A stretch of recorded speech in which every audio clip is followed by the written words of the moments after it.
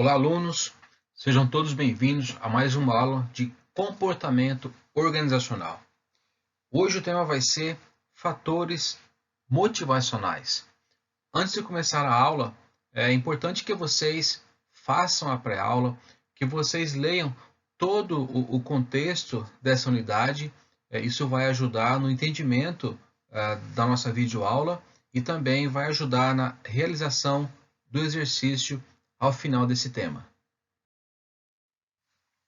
Na sessão anterior, nós falamos um pouco sobre a definição de liderança e suas fontes de poder. Falamos também sobre a teoria dos traços comportamentais e contingenciais. Falamos sobre as principais competências e habilidades que um líder eficaz deve ter. Então, nós compreendemos que liderar ou líder é aquele que inspira confiança nas pessoas, de modo a que elas se sintam estimuladas e influenciadas ao alcançar os desafios e metas propostas pela organização. Nessa sessão, nós vamos entender um pouquinho, vamos falar sobre motivação e também algumas definições das principais teorias motivacionais. Para que possamos entender o que é motivação, precisamos, antes de tudo, compreender o significado da palavra motivo. Motivo é o que leva uma pessoa a se comportar de uma certa maneira, ou seja, é o que dá origem a um comportamento específico. Podemos dizer que são impulsos ou necessidades que por muitas vezes são irresistíveis. São elas que levam a pessoa a um determinado comportamento para satisfazer essas necessidades básicas. Você já parou para pensar que o que motiva você pode não motivar outras pessoas? Você algum dia já teve a curiosidade de perguntar para uma pessoa o que a mantém motivada? Vamos dar uma olhada nesse modelo simples de motivação. A motivação, ela começa por uma necessidade. Essa necessidade, ela cria o desejo de satisfazer as necessidades, sejam elas alimentos, amizade, reconhecimento, realização. E depois dessa necessidade vem o que nós chamamos de comportamento, que é a ação que vai satisfazer essa sua necessidade. Então, ou seja, eu tenho uma necessidade e para que eu possa satisfazer essa necessidade, eu tenho que ter uma ação.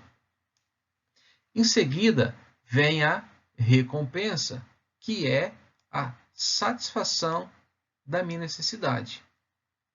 Ela pode ser intrínsecas, que está dentro de mim, ou pode ser algum fator externo. Então, esse é o terceiro passo.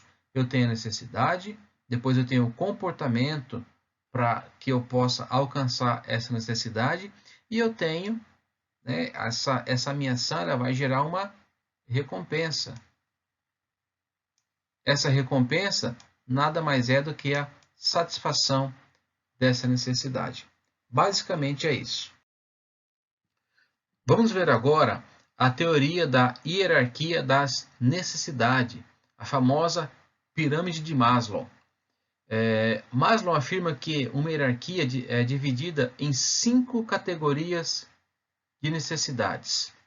As fisiológicas, que está aqui na base da pirâmide, a necessidade de segurança, depois eu tenho as necessidades sociais, a de estima e, por último, a alta realização. Então, ou seja, na medida em que cada uma dessas necessidades ela é satisfeita, a próxima necessidade torna-se dominante e assim por diante. as necessidades não possuem força igual, emergem uma certa prioridade. À medida que algumas são satisfeitas, elas perdem a força e deixam de ser um motivador, atingindo aqui e ativando o nível seguinte da necessidade. As de ordens mais baixa, elas têm prioridades e, portanto, precisam ser satisfeitas antes das necessidades mais altas. Então, primeiramente, eu tenho que fazer as minhas necessidades básicas, que são aqui a de segurança e a fisiológica. Para que a gente possa ter uma melhor compreensão da estrutura dessa pirâmide, vamos entender um pouquinho aqui cada uma dessas necessidades. Então, como eu disse anteriormente, na base da pirâmide eu tenho aqui as necessidades fisiológicas. O que são essas necessidades? Essas necessidades dizem respeito ao sono, à fome, à sede e outras necessidades físicas do nosso corpo, da nossa sobrevivência. Em seguida, nós temos aqui a de segurança. Elas se dividem em segurança física e segurança profissional. Já as necessidades sociais, elas se relacionam à afeição, à amizade, ao amor, à aceitação, à sensação de pertencer a um grupo. A necessidade de estima, ela está relacionada ao reconhecimento, a você ser valorizado, a você ter uma aprovação social, a você ser considerado e ter prestígio. E por último, a autorrealização. A autorrealização está ligada à realização de todo o potencial de uma pessoa. É o autoconhecimento e o autodesenvolvimento. Então, ou seja, aqui ele está no topo da pirâmide. Isso significa que ele já satisfez todos os níveis abaixo e agora ele está no nível mais elevado, que é a autorrealização. A teoria dos dois fatores foi um estudo realizado com colaboradores em momentos diferentes. Em alguns momentos eles estavam altamente motivados, e em outros momentos eles estavam desmotivados e em momentos de insatisfação. Chegou-se então a fatores diferentes que levam a essa satisfação ou essa insatisfação dos colaboradores, sendo que a satisfação com o trabalho está relacionada a fatores intrínsecos, ou seja, fatores internos das pessoas. E a insatisfação e a desmotivação estão relacionadas com fatores externos. Chegou-se então a dois fatores totalmente separados e diferentes, mas que contribuem para o comportamento do colaborador dentro do ambiente de trabalho.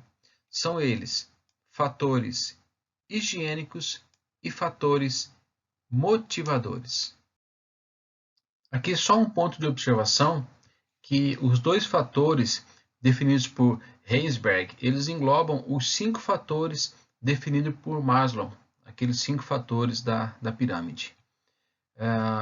Outra teoria que foi desenvolvida é a teoria ERG, que propõe uma modificação na teoria de Maslow, deixando-a mais simples, né? Essa teoria ela instituiu 3 categorias de necessidades. São elas de existência, que está relacionada com o bem-estar físico, a de relacionamento, que diz respeito a ter relacionamentos satisfatórios com os outros, e o de crescimento, que se relaciona com o desenvolvimento do potencial humano. Um outro fator que atrapalha é a questão do princípio da frustração e regressão, no qual o fracasso em satisfazer alguma necessidade de ordem maior inicia um movimento de regressão para uma necessidade mais baixa já satisfeita. Uma outra teoria desenvolvida foi a teoria da equidade, em que a satisfação e a motivação dos colaboradores estão diretamente ligadas à comparação justa entre os mesmos. A avaliação da equidade é feita pela razão entre as entradas e os resultados. As entradas são relacionadas à educação, experiência, esforço e habilidade. E os resultados estão relacionados a pagamento, reconhecimento, benefícios e promoções. Então, a equidade, ela vem trazer a questão da justiça entre todos os membros. O que é justo para cada situação de cada pessoa, de cada colaborador. A teoria da expectativa, em que a força da tendência de agir de determinada maneira depende da força da expectativa de que esta ação trará um resultado certo e da atração que esse resultado exerce sobre o indivíduo. Resumindo, trata-se de o esforço do colaborador, onde o esforço é igual a E, o desempenho é igual a D e o resultado é igual a R. Portanto, é a chave dessa teoria sendo assim representada. Expectativa é igual esforço e desempenho. A relação de expectativa e de um determinado esforço para realizar uma tarefa alcançará um alto desempenho, ou seja, a expectativa ela é o desempenho, um alto desempenho, que me traz aqui um resultado desejado. A relação da expectativa de que um desempenho bem-sucedido de uma tarefa levará o resultado desejado. Então, ou seja, se eu tenho uma tarefa e essa tarefa ela é executada de uma maneira eficaz, bem-sucedida, então, ou seja, o resultado que eu vou obter aqui é um resultado de alto desempenho, é o resultado que eu desejo. A teoria do reforço ela é fundamentada na ideia de que o comportamento é determinado por suas consequências. O reforço é uma consequência do comportamento que aumenta a probabilidade de que ele aconteça novamente. Sua aplicação é mais eficaz quando segue um comportamento imediatamente. Ou seja, se uma resposta deixa de ser reforçada, com o tempo ela vai se tornar, vai voltar ao seu nível original, é o que chamamos de extinção. Já o reforço positivo consiste em dar uma recompensa, elogio ou admiração, prestígio, status, ou salário adicional, ou bônus. E o reforço negativo consiste em retirar alguma coisa da qual o indivíduo não gosta, retirada de algo indesejável. Isso ocorre pois a punição é uma consequência do comportamento que diminui a probabilidade de repetição do mesmo. Existe também o conceito de modelagem, que afirma que um comportamento pode ser moldado, pode ser modelado, reforçando respostas que sejam cada vez mais parecidas com a resposta que eu desejo, como, por exemplo, elogiar um colaborador sempre que ele toma uma decisão ética e correta. A teoria das necessidades adquiridas é fundamentada na premissa de que as pessoas adquirem ou aprendem certas necessidades com base em suas influências culturais. A necessidade de realização é fundamentada na busca da excelência, de realização em relação a determinados padrões de sucesso, bem como na procura por responsabilidades. A teoria da fixação de objetivos, ela propõe que a maior fonte de motivação no trabalho é a intenção de lutar por algum objetivo. Um objetivo diz ao colaborador o que precisa ser feito e quanto será o esforço despendido na realização dessa tarefa em questão. Então, nós temos aqui objetivos específicos, melhores resultados do que metas genéricas. Então, quando eu digo que um objetivo ele é específico, quando tem um único objetivo, ele é bem melhor do que se eu lançar várias metas genéricas. Objetivos difíceis. O colaborador ele despende um nível mais alto de esforço até que aquele objetivo seja alcançado. Objetivos fáceis não me estimulam a pensar, a dar o máximo de mim. E outro ponto é o feedback, que ajuda ao colaborador a entender, a perceber, a ver as discrepâncias entre o que ele tem que fazer e o que ele precisa fazer para alcançar aquele objetivo. É dizer para o colaborador que você não está indo bem em tal quesito, que você precisa melhorar tal ponto para você alcançar o objetivo. Ele diz aonde você tem que trilhar e como você está trilhando o caminho para alcançar aquele objetivo. O que a gente pode perceber, analisando todas essas teorias, é que os colaboradores eles precisam sentir que eles estão contribuindo com a empresa. Eles precisam sentir que eles são importantes, que o trabalho dele é valorizado. Ou seja, o colaborador tem que se sentir útil dentro da empresa. Outro fator importante que podemos notar é que o colaborador precisa gostar do trabalho que desenvolve, bem como se sentir desafiado e estimulado a correr risco. Mas esse correr risco ele tem que ser encarado de uma maneira que, se por algum motivo esse colaborador cometer algum único erro, ele não pode ser considerado um incompetente.